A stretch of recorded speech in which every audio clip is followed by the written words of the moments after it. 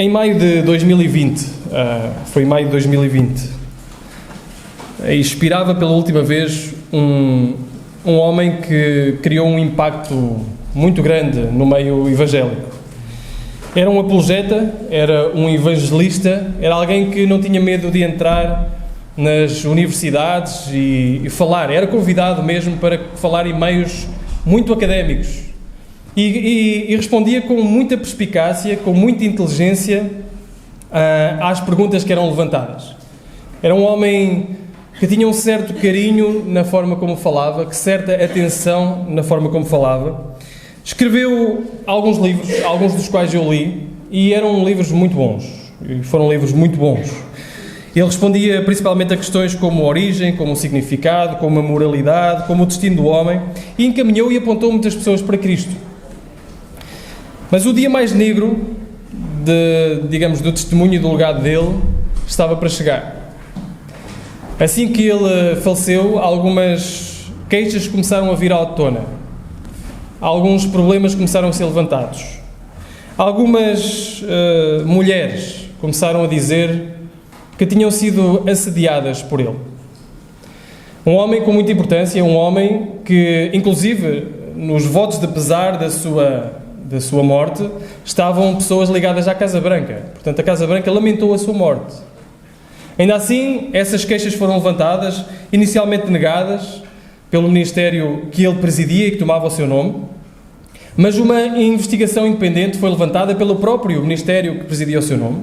Não queria ter influência sobre essa investigação, levantou uma investigação independente, e essa investigação independente comprovou que eram verdade as queixas que tinham sido levantadas. Este homem, aparentemente querido, e querido por muita gente, tinha assediado mulheres ao longo do seu histórico. Foi um dia negro para o seu testemunho, foi um dia negro para o Evangelho, foi um dia negro para aqueles que depositavam. Eu confesso, desilusão, uma grande desilusão quando soube deste caso. A verdadeira face tinha sido revelada e o pecado causou o seu estrago, como só ele consegue causar. Deixou um rastro de destruição. Ao olharmos para este capítulo, vamos ver exatamente isso. Vamos ver um negro dia na vida de Davi. Um dia que vai marcá-lo para sempre. Até mesmo naquilo que é o relato posterior da vida dele, muitas vezes, em crónicas ou em reis, vai-se referir a Davi com este dia.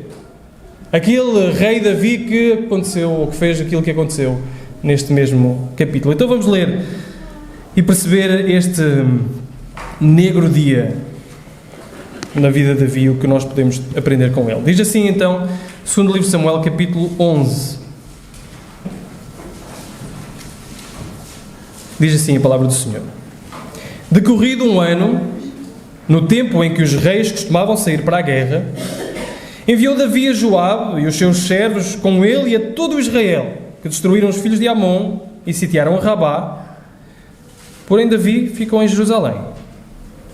Uma tarde, levantou-se Davi do seu leito e andava a passear no terraço da casa real, e daí viu uma mulher que estava tomando banho. Era ela muito formosa. Davi mandou perguntar quem era. Disseram-lhe: é Batseba, filho de Eliã, mulher de Urias o Heteu. Então enviou Davi mensageiros que a trouxeram. Ela veio, ele se deitou com ela. Tendo-se ela purificado a sua imundícia, voltou para a sua casa. A mulher concebeu e mandou dizer a Davi: estou grávida. Então enviou Davi mensageiros a Joabe, dizendo: manda-me Urias o Heteu. Joabe enviou Urias a Davi. Vindo depois de Urias a Davi, perguntou este como passava Joabe, como se achava o povo, como ia à guerra. Depois disse Davi a Urias: desce a tua casa, lava os pés. Saindo Urias da casa real, logo se lhe seguiu um presente do rei. Porém Urias se deitou à porta da casa real, com todos os seus servos, com os servos do seu senhor, e não desceu para a sua casa. Fizeram saber a Davi, dizendo: Urias não desceu à sua casa. Então disse Davi a Urias: não vês tu de uma jornada? Por que não desceste a tua casa? Respondeu Urias a Davi: a arca, Israel e Judá ficam em tendas. Joabe, meu senhor, e os servos do meu senhor estão acampados ao ar livre. E hei de eu entrar na minha casa para comer, beber e para me deitar com a minha mulher? Tão certo como tu vives, como vive a tua alma, não farei tal coisa. Então disse Davi a Urias: demora-te aqui ainda hoje e amanhã te despedirei. Urias, pois, ficou em Jerusalém aquele dia e o seguinte. Davi o convidou, comeu e bebeu diante dele e o embebedou. À tarde saiu Urias a deitar-se na sua cama com os servos do seu senhor, porém não desceu à sua casa. Pela manhã, Davi escreveu uma carta a Joabe e lhe mandou por mão de Urias. Escreveu na carta dizendo: pondo Urias na frente da maior força da peleja, deixai-o sozinho, para que seja ferido e morra.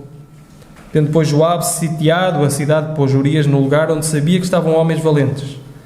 Saindo os homens da cidade e pelejando com Joabe, caíram alguns do povo, dos servos de Davi, e morreu também Urias, o Heteu. Então Joabe enviou notícias e fez saber a Davi tudo o que dera na batalha. Deu ordem ao mensageiro dizendo: se, ao terminares de contar ao rei os acontecimentos desta peleja, suceder que ele se encolerize e te diga: por que vos chegaste assim perto da cidade a pelejar? Não sabias vós que haviam de atirar do muro? Quem feriu Abimeleque, filho de Jebusete? Não lançou uma mulher sobre ele do muro um pedaço de moco corredora e de que morreu em Tebes? Por que vos chegaste ao muro? Então dirás: também morreu o teu servo Urias, o Heteu. Partiu o mensageiro e, chegando, fez saber a Davi tudo o que Joabe lhe havia mandado dizer. Disse o mensageiro a Davi: na verdade, aqueles homens foram mais poderosos do que nós, saíram contra nós ao campo, porém nós fomos contra eles até a entrada da porta. Então os flecheiros do alto do muro atiraram contra os teus servos e morreram alguns dos servos do rei. E também morreu o teu servo Urias, o Heteu. Disse Davi ao mensageiro: assim dirás a Joabe: não parece isso mal aos teus olhos, pois a espada devora tanto este como aquele. Intensifica a tua peleja contra a cidade e derrota. E tu, anima a Joabe. Ouvindo, pois, a mulher de Urias que o seu marido era morto, ela o pranteou. Passado o luto, Davi mandou buscá-la e trouxe para o palácio, e tornou-se ela sua mulher, e lhe deu à luz um filho. Porém, isto que Davi fizera foi mau aos olhos do Senhor.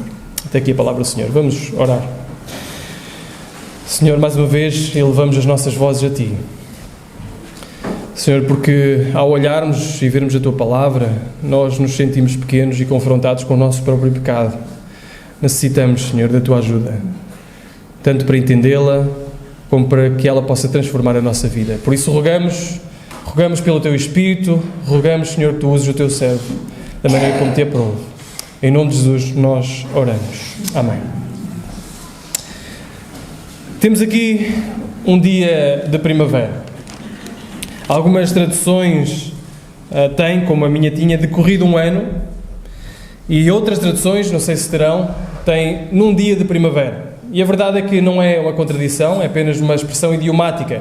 O que acontecia é que estava no período depois das fortes chuvas e antes da colheita, e este período específico eram os dias de primavera. Eram os dias melhores para os reis saírem à guerra.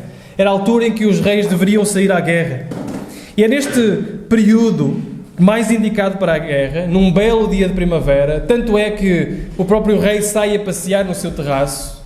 Neste belo dia de primavera, o mais negro dia da vida de Davi estava para chegar. Ao olharmos esta passagem, eu gostaria de destacar 3 coisas.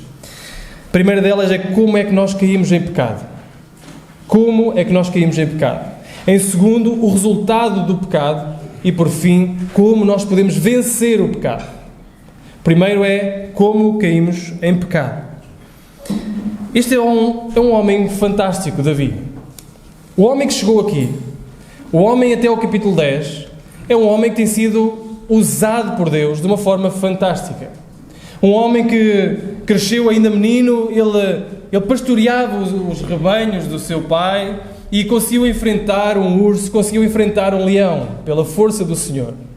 Um rapaz ainda pequeno, que se chegou à batalha enquanto os homens que estavam à sua volta, os seus familiares e todos do seu povo, tinham medo de enfrentar o gigante Golias lá do outro lado. Ele disse: eu, na força do Senhor, vou lá e enfrento. Este homem era um homem que depois cresceu e ungido pelo Senhor, se candidatou ao melhor rei de sempre de Israel. O Senhor, ele não quis tocar na mão do ungido do Senhor, não quis tocar no ungido do Senhor que era Saul. Ele fugiu, teve a oportunidade de matar Saul e não matou. E depois de eleito rei, depois de receber a coroa na sua cabeça, ele teve a oportunidade de ouvir do próprio Senhor: eu permanecerei, farei a tua casa permanecer para sempre. Vimos isso no capítulo 7 do segundo livro. A tua casa permanecerá para sempre.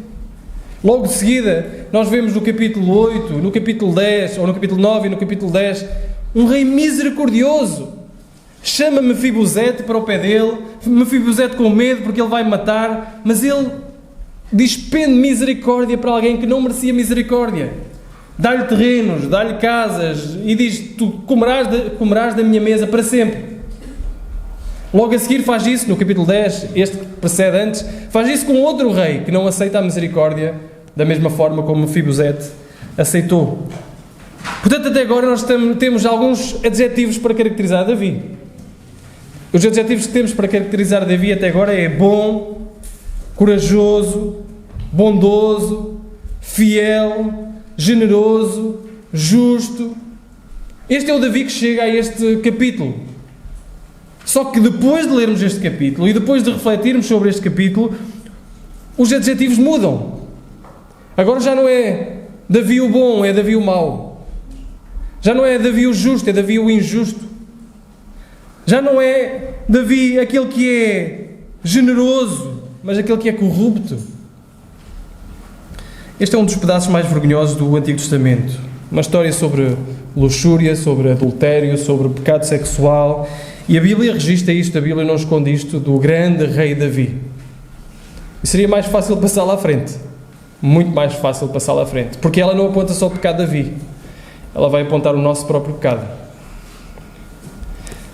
Mas como está aqui, nós vamos enfrentá-la.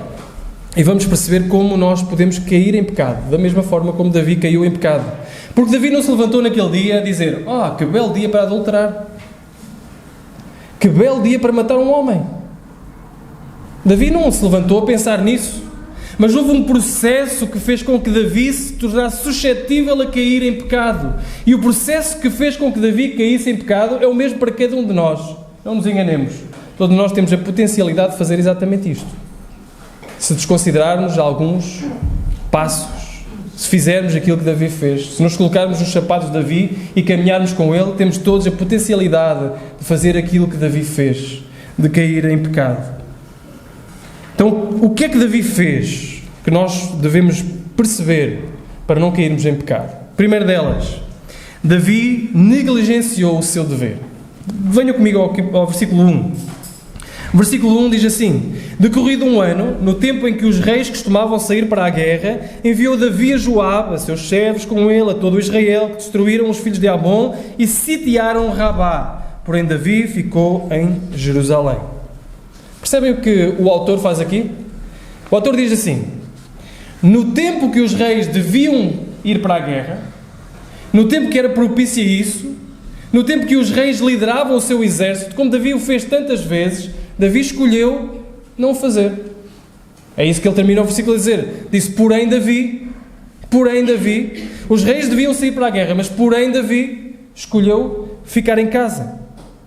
Talvez pela primeira vez Davi não está a liderar o seu povo em guerra. Ele envia os seus soldados, envia Joabe, que é um guerreiro fantástico, mas Davi também o é. E Davi é a cabeça, Davi é aquele que deve liderar o seu povo, é um ungido de Deus. Mas Davi relaxa no seu dever, negligencia o seu dever e diz: vão outros, eu posso ficar em casa. E tudo começa com isto. Quando negligenciamos o dever que temos, quando negligenciamos a batalha que estamos a travar, nós nos tornamos suscetíveis às tentações. Nós tornamos mais suscetíveis a sermos tentados. Não servir como devemos nos deixa insatisfeitos, nos deixa à procura de algo mais, nos deixa descontentes e nos torna vulneráveis à tentação. Isto aplica-se tanto a homens como a mulheres, mas deixem-me começar pelos homens. Quando os homens negligenciam o seu papel como líderes do lar, como cuidadores, como provedores, ficam mais suscetíveis à aventura, à distração, ao preenchimento sexual de outros lados. Tu foste criado para liderar, tu foste criado para lutar, tu foste criado para proteger, tu foste criado para servir, e que quando não fazes nada do que te tornas, ou que foste criado para ser, tornas-te mais vulnerável às tentações que estão à volta. O diabo quer destruir a tua família. Tu que és homem casado, não te enganes. O diabo quer destruir a tua família. E vai começar por isto. Dizer-te que afinal tu não precisas de fazer isto ou não precisas de fazer aquilo. Tanto homens casados como homens solteiros, o diabo quer destruir a tua família. Pode não ser a tua família presente, pode ser a tua família futura. O diabo quer destruir a família. Porque a família é um alicerce dessa nossa sociedade.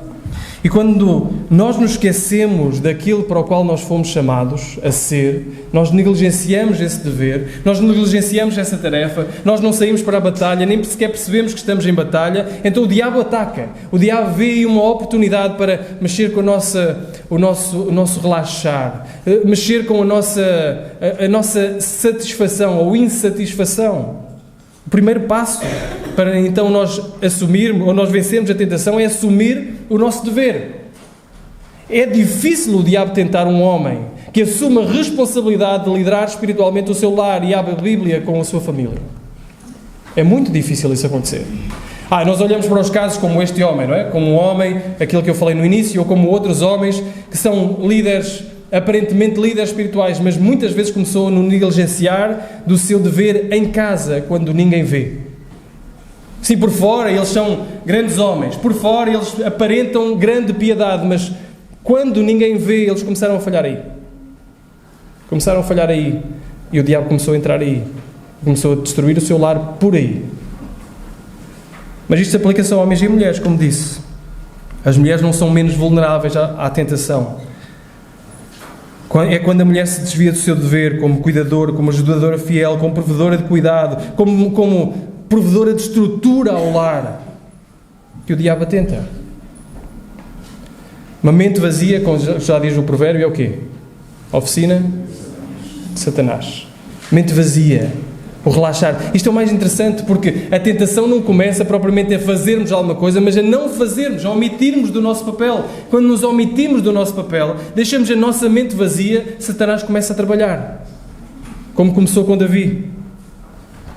Quando te alheias da responsabilidade do teu dever, te dás ao luxo de nada fazer, então o diabo começa a tentar-te com palavras lisonjeiras, com scrolls infinitos nas redes sociais que geram insatisfação. É assim que o diabo começa.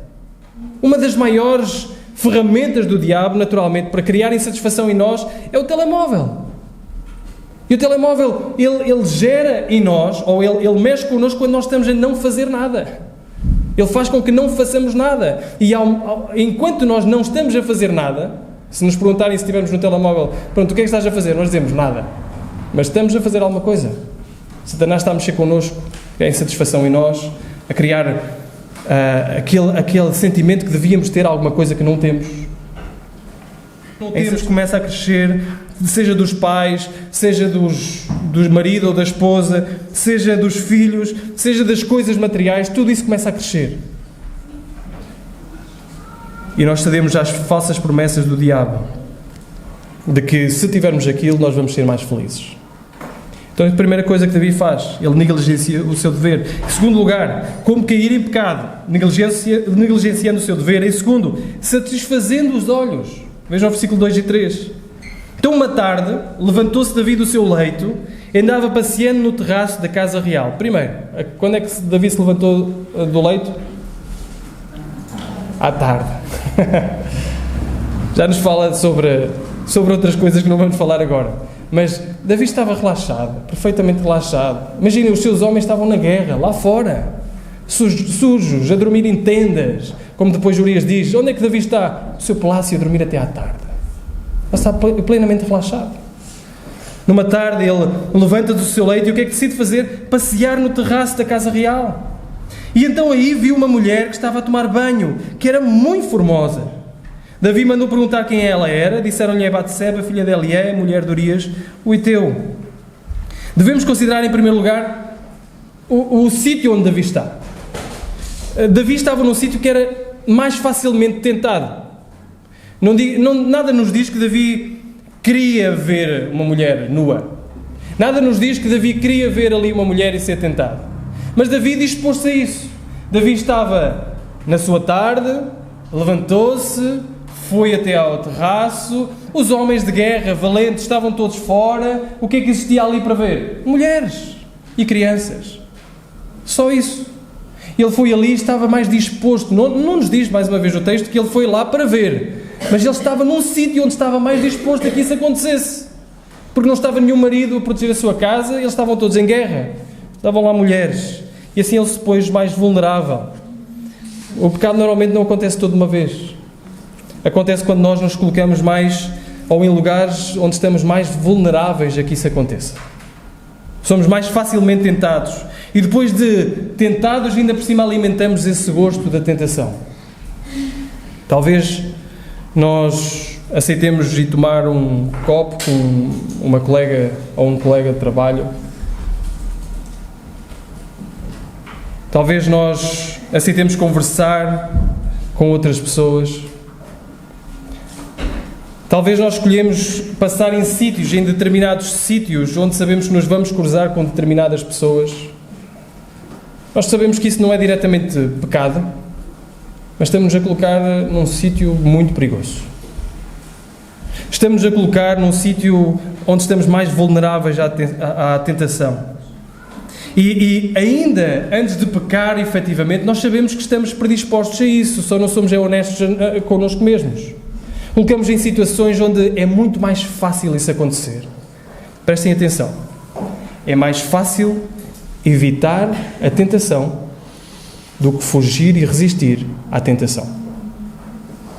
Eu vou dizer outra vez. É mais fácil evitar a tentação do que resistir à tentação. É mais fácil evitarmos estar nos locais onde mais normalmente podemos ser tentados do que, estando nesses locais, dizermos: não, eu resisto a isto. Então nós temos que precaver para não estarmos nos sítios onde sabemos que seremos tentados. Precisamos nos afastar desses sítios onde seremos tentados. Sabem o que é que Lutero dizia? E acho que isto é muito perspicaz. Ele dizia: não te sentes perto da fogueira se a tua cabeça é feita de manteiga. Dá para perceber melhor, não é? Bem ilustrativo. Não te sentes perto da fogueira se a tua cabeça é feita de manteiga. Ah não, a minha manteiga vai resistir. Não, a minha manteiga é das duras. Não, a manteiga derrete ao pé do fogo. Portanto, é muito mais fácil nós evitarmos estar em sítios onde seremos tentados do que, estando nesses sítios, nós resistirmos à tentação. E é isso que Davi estava a fazer. Davi não estava a ser sábio no sítio onde estava. Talvez isso signifique que nós devemos fazer escolhas na nossa vida em relação aos locais que frequentamos, em relação às amizades que nós mantemos, em relação às conversas que nós temos, em relação ao proceder da nossa vida. Talvez seja boa ideia não passear no terraço. Não sendo passear no terraço pecado, mas talvez seja boa ideia não fazermos isso. Porque se fizermos isso, podemos estar lá e ser tentados e não conseguir resistir. Essa tentação. Mais fácil evitar a tentação do que resistir. E um dos compromissos que eu mantenho com esta igreja, um dos compromissos que mantenho com a minha própria esposa, é não estar sozinho numa conversa com outra mulher. Não que eu diga assim: não, eu sei que vou cair em pecado. Mas eu sei que não é sábio. Eu sei que é possível ter uma boa amizade, sei que é possível haver respeito, sei que é possível haver compreensão entre o sexo oposto, mas sendo sábio, ou rogando por sabedoria, eu escolho não ficar sozinho com uma mulher no mesmo espaço, sem que a minha esposa saiba, ou sem que a minha esposa esteja presente, ou sem que outros homens estejam presentes. É uma questão de sabedoria, é uma questão de... Não quer dizer que seja diretamente pecado ficar sozinho com uma mulher, mas é mais fácil evitar a tentação do que resistir à tentação. Mais uma vez, o texto não nos indica que houve intenção de Davi, mas precisamos ter cuidado. O que é que aconteceu quando Davi entrou no terraço? Davi estava no terraço, olhou para a mulher, viu e sentiu-se tentado. Viu uma mulher nua a banhar-se e a Bíblia é clara em dizer que esta mulher era bonita, era muito formosa. E lá estava ele no terraço, a vê-la a banhar-se e naturalmente colocou-se num sítio onde podia ser tentado e depois escolheu ceder a essa mesma tentação, porque ele olhou uma vez, viu aquilo e podia resistir e podia afastar-se, mas não, ele escolheu deleitar-se no olhar. Ele escolheu deleitar-se e querer e desejar, que no fundo é aquilo que é o pecado desde o início. O que é que aconteceu com Adão e Eva? Adão e Eva, diz lá em Gênesis 3:6, e vendo a mulher aquela árvore que era boa para comer, era agradável aos olhos, a árvore desejável para dar entendimento, tomou o seu fruto e comeu, e deu também ao seu marido, que comeu com ela. O que Adão e Eva pensavam que era bom, foi determinado não pela palavra de Deus, mas foi determinado pelos seus olhos. Ela viu, era agradável, era bom, ela pegou e comeu. O pecado cresceu no coração de Davi, não por ter visto Batseba, mas por ter continuado a ver Batseba. Ele escolheu um segundo e terceiro e quarto olhar. Alimentou esse desejo. O que nos faz perguntar onde é que andam os nossos olhos. Onde é que nós repousamos os nossos olhos. Talvez, isto talvez seja mais para as mulheres, mas talvez nas comédias românticas. As comédias românticas não têm mal em si mesmas. Mas nas comédias românticas tudo corre bem. É ou não é? Há lá qualquer coisa no meio que corre mal, mas nós sabemos que aquilo vai acabar bem. Nas comédias românticas a vida é sempre boa, ou acaba sempre bem. Nas comédias românticas os atores principais são sempre musculados ou musculosos, não é?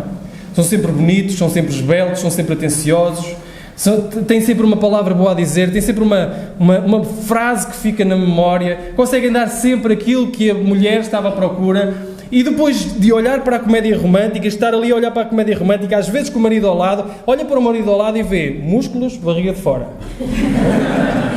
Mais ou menos isso. O cabelo que estava em cima agora passa para as costas.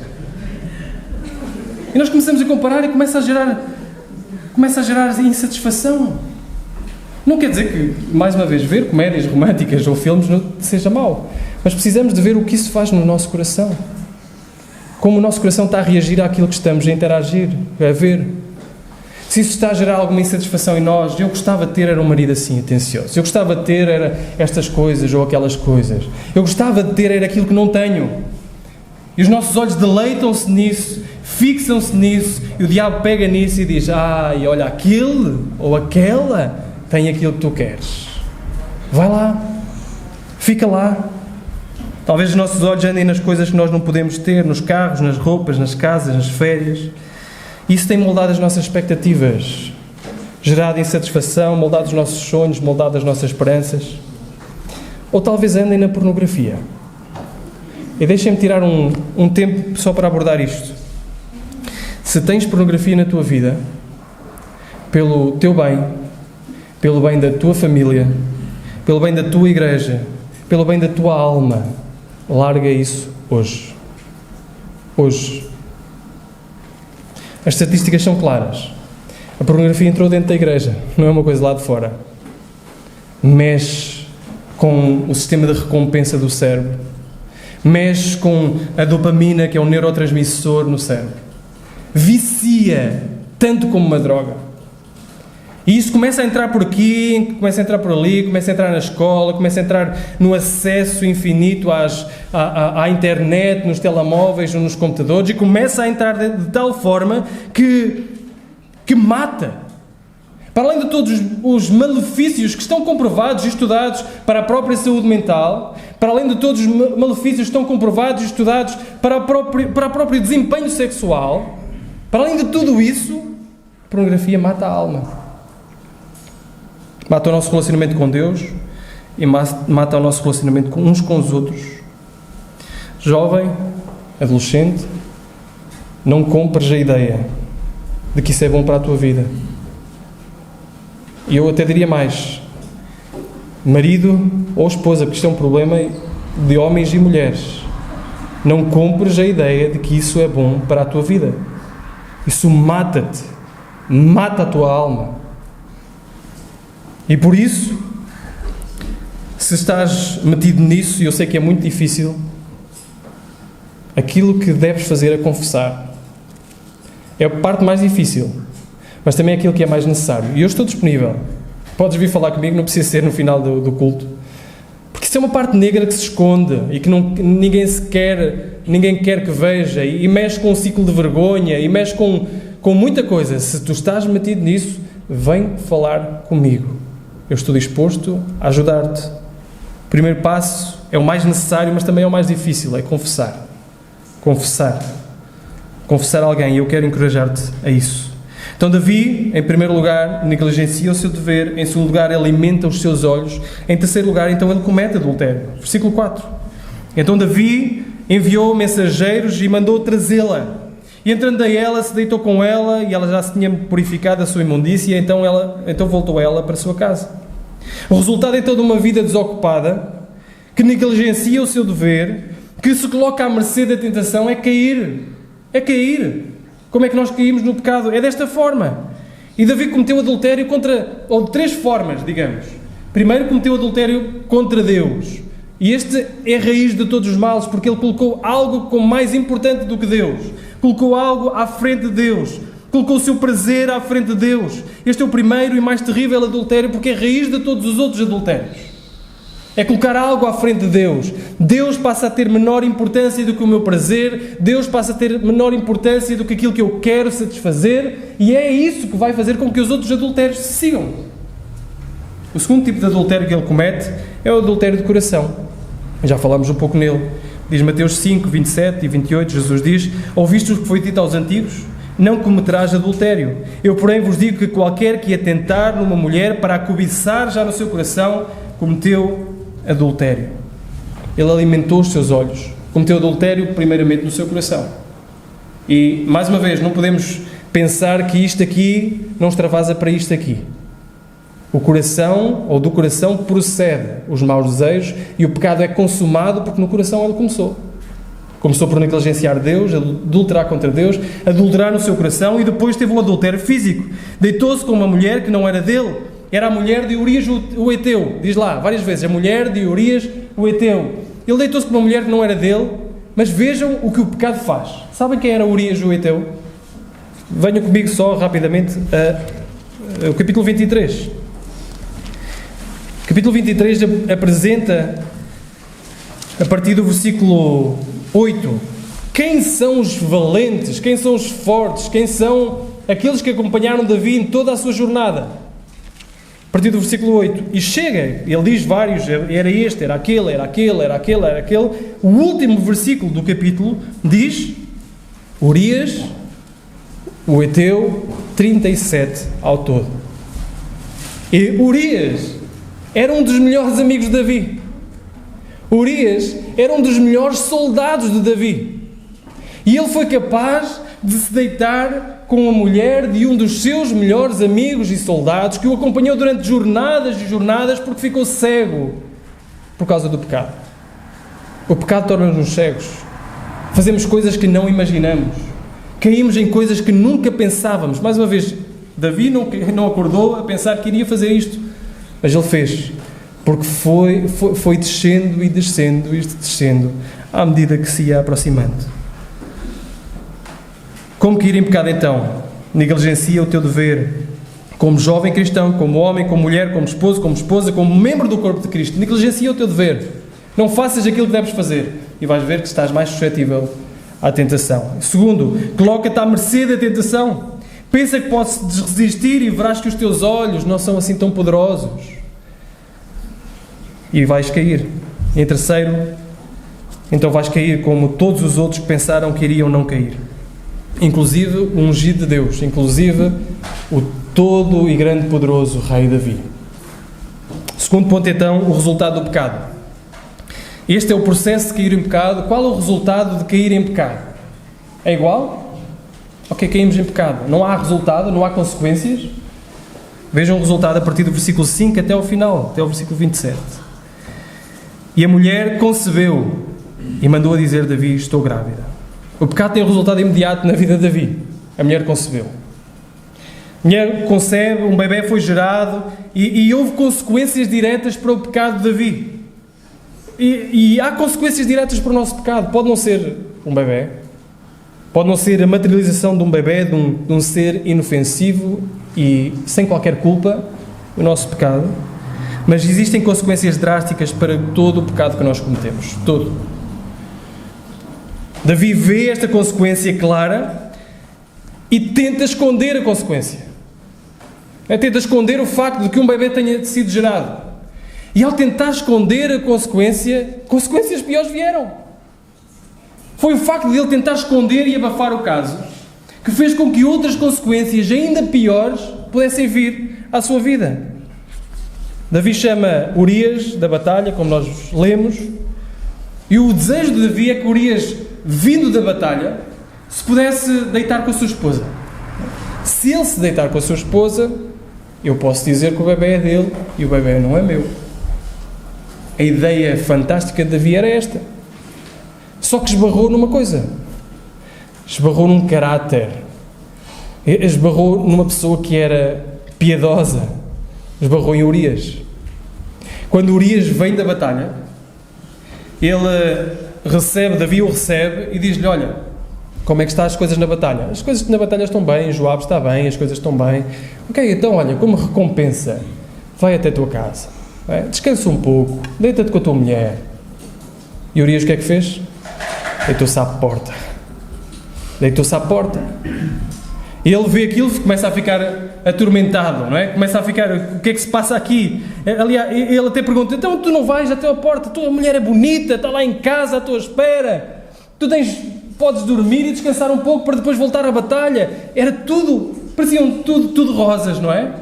E Urias responde: a arca, Israel, Judá ficam em tendas. Joabe, o meu senhor, os servos do meu senhor estão acampados no campo. Hei de eu entrar em minha casa para comer, beber, para me deitar com a minha mulher? Pela tua vida, pela vida da tua alma, não farei tal coisa. Ele mostra um caráter íntegro. Ele é piedoso. Como é que é possível eu ir-me deitar com a minha mulher quando os outros meus colegas estão deitados em tendas? Como é que é possível? E o mais irónico de tudo é que Davi tenta, não consegue obrigar, tenta. Qual é o próximo passo de Davi? Anda cá a casa, tenho aqui um vinho fantástico, prova aqui comigo. Ele embebeda Urias, para que Urias bêbado possa se esquecer da sua integridade e vá até casa e deitar-se com a sua mulher. O mais irónico de tudo é que Urias bêbado tem mais controlo que Davi sóbrio, não é? Urias bêbado tem mais controlo que Davi sóbrio. Davi está sóbrio e não tem controlo sobre si mesmo, deita-se com uma mulher que não é sua, com uma mulher de um amigo seu, uma mulher de um valente que o acompanhou mesmo antes de ele ser rei. Urias bêbado mantém a sua integridade e diz: eu não vou descer à casa. Então Davi não tem mais nada a fazer. Davi tem que enviar Urias para a frente da batalha. O que Davi faz aqui é o que Adão e Eva também fazem no jardim, é o que nós fazemos com o nosso próprio pecado. Se pudermos esconder o nosso pecado e ninguém saber, vamos escondê-lo e ninguém irá saber. O que Adão e Eva fazem quando são apanhados em pecado é meter umas folhas de figueira, é tentar se esconder o máximo possível, é para que ninguém consiga saber o pecado, para que Deus não consiga ver. Mas Deus vê. Deus sabe. E há consequências diretas para aquilo que é o pecado. Talvez tu estejas nesse momento agora aqui, a tentar esconder o teu pecado. Em primeiro lugar, Deus vê, não é? Deus sabe. Portanto, pensa nestas questões com alguma seriedade. Qual é o teu pecado secreto? Aquele pecado que mais ninguém sabe. Como é que tens escondido esse pecado dos outros? Há quanto tempo tens escondido esse pecado dos outros? Quais os resultados de o esconderes? Na tua vida prática, qual o resultado tu estás a esconder o teu próprio pecado? Que consequências têm sido? Como é que os relacionamentos com os outros e até com Deus têm sido afetados por esse pecado escondido? Davi reflete nisso, mais à frente, olhando para trás. Ele escreve o Salmo 32. Não escreve só o Salmo 51, que é o reflexo do próximo capítulo, mas escreve o Salmo 32. Enquanto calei os meus pecados, envelheceram os meus ossos. Podes pensar que não há consequências porque tu escondeste tudo muito bem, foi uma mentira muito bem contada e ninguém sabe. Tu aparentas ser uma coisa, mas sabes por dentro do coração o que realmente tens feito. Pode parecer que ninguém sabe, mas enquanto calas os teus pecados, envelhecem os teus ossos. Os ossos envelhecem, o interior começa-se a desintegrar. Foi isso que aconteceu com Davi, é isso que acontece contigo, é isso que acontece comigo. E por isso, aquilo que nós dizemos e aquilo que eu estou a dizer é: não tentes esconder o teu pecado. Confessa o teu pecado e experimenta a libertação da confissão. Confessa o teu pecado a Deus em primeiro lugar e arranja alguém a quem possas confiar e confessar o teu pecado e te ajudar na tua jornada. Tu precisas disso. Precisas de alguém que prestes contas. Precisas de alguém que saiba efetivamente aquilo que se está a passar na tua vida para te poder ajudar. Porque enquanto te esconderes o teu pecado, o teu interior vai se desintegrar. Os teus ossos vão envelhecer e a destruição começará a acontecer. Vejam só muito rapidamente a destruição que aconteceu neste episódio. Em primeiro lugar, o pecado de Davi destruiu a casa de Urias e Batseba. Foi uma família que foi desfeita. Urias e Batseba. Um casamento foi desfeito, a família foi desfeita, o lar foi desfeito. Lemos que quando Batseba ouve que o seu marido morreu, ela chora copiosamente a morte do seu marido. Portanto, ela amava o seu marido. Havia ali uma família. Não nos podemos esquecer disso, que foi desfeita por causa do pecado de Davi. O pecado também levou à morte de um homem e de alguns dos seus soldados mais valentes. Urias carrega a sentença de morte na sua mão quando vai ter com Joabe. Ele não sabe o conteúdo da carta. Entrega a carta a Joabe, o general, e diz: está aqui o que o meu senhor, rei Davi, mandou dizer-te a ti. E nessas palavras estavam a dizer: coloca esse homem que te levou a carta na frente da batalha para que ele possa morrer. Um homem inocente foi morto por causa do pecado de um homem, por causa do encobrir do pecado de um homem. Ele quis encobrir o seu pecado e por causa disso teve que morrer este homem. Não só este homem, mas outros valentes com ele, para abafar um bocadinho o caso. Joabe não mete só Urias na frente da batalha, mete outros valentes com ele. E chega-os ao pé do muro. Por isso é que ele diz assim: olha, quando fores ao rei, diz que eu não sou tolo. Diz que a minha estratégia foi aquilo que ele mandou, porque eu nunca mandaria um grupo de valentes para o pé do muro para receberem setas de cima do muro e morrerem. Mas diz que alguns morreram e que entre eles estava Urias, o Heteu. E assim com Urias ele podia casar com Batseba, esperar que ninguém descobrisse o que acontecesse, mas um homem morreu por causa disso. Em terceiro lugar, o pecado de Davi levou à destruição da sua própria família. Não vemos isso aqui, mas a partir daqui vocês verão. Nós veremos que a partir daqui a casa de Davi vai ser completamente destruída, por causa deste pecado. O bebê, os seus filhos, a sua casa começará a desintegrar-se por causa do pecado de Davi. Por causa do pecado de Davi. O nosso pecado afeta-nos a nós e afeta aqueles que estão à volta. Existe perdão para o pecado? Sim. Absolutamente sem equívoco. Existe perdão para o pecado. Veremos isso melhor na próxima semana, quando Natã se aproximar de Davi, mas existe perdão para o pecado. E aquele que entra em pecado pode rogar a Deus para ser perdoado e será perdoado. Mas o primeiro passo será sempre confessar. Não existe perdão para quem não confessa o seu pecado. Mas mesmo que haja perdão, o pecado é devastador. O resultado do pecado é morte nos relacionamentos, é morte na confiança, é morte na nossa própria alma.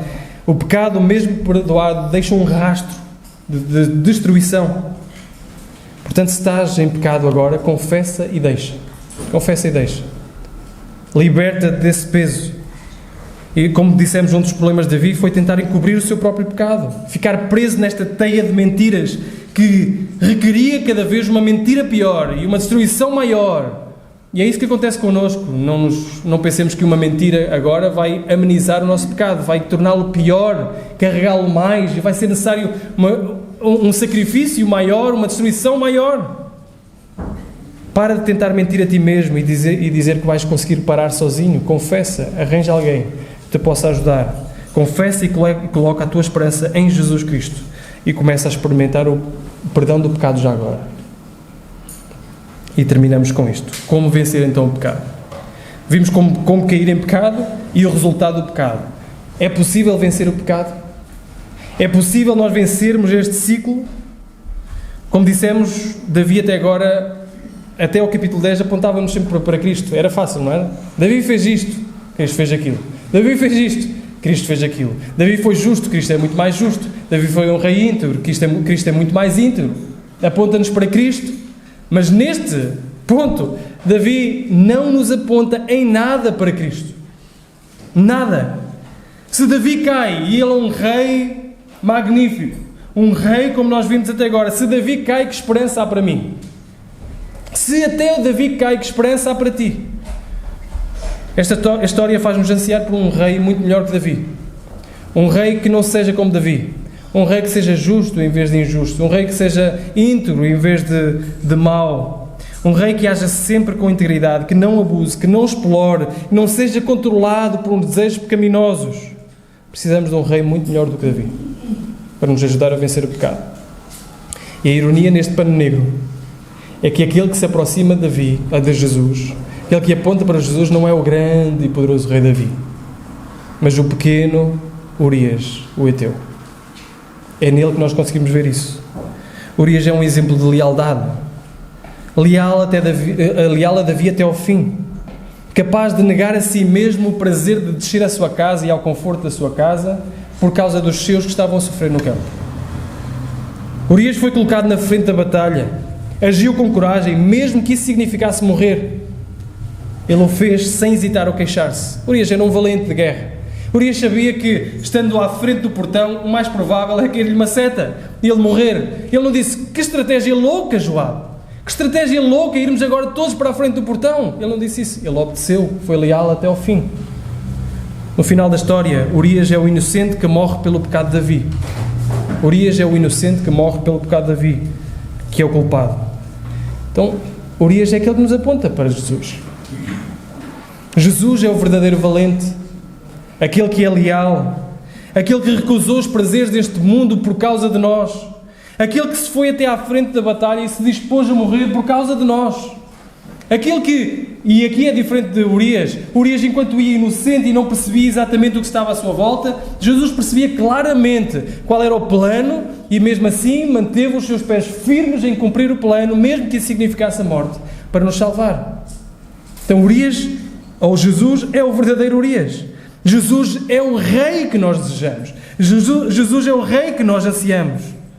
Mas o que é que isso tem a ver com vencer o pecado? Como é que nós vencemos o pecado sabendo que Urias nos aponta para Jesus e Jesus é o rei que nós ansiamos? A questão é que nós só conseguimos vencer o pecado não por evitarmos diretamente o pecado e não por desejarmos menos o pecado, mas por desejarmos mais a Deus. É assim que se vence o pecado. O pecado não é tanto nós dizemos, não, eu afinal não quero tanto estas coisas que mexem com o meu coração. O pecado vence quando dizemos, eu quero mais a Jesus do que qualquer outra coisa.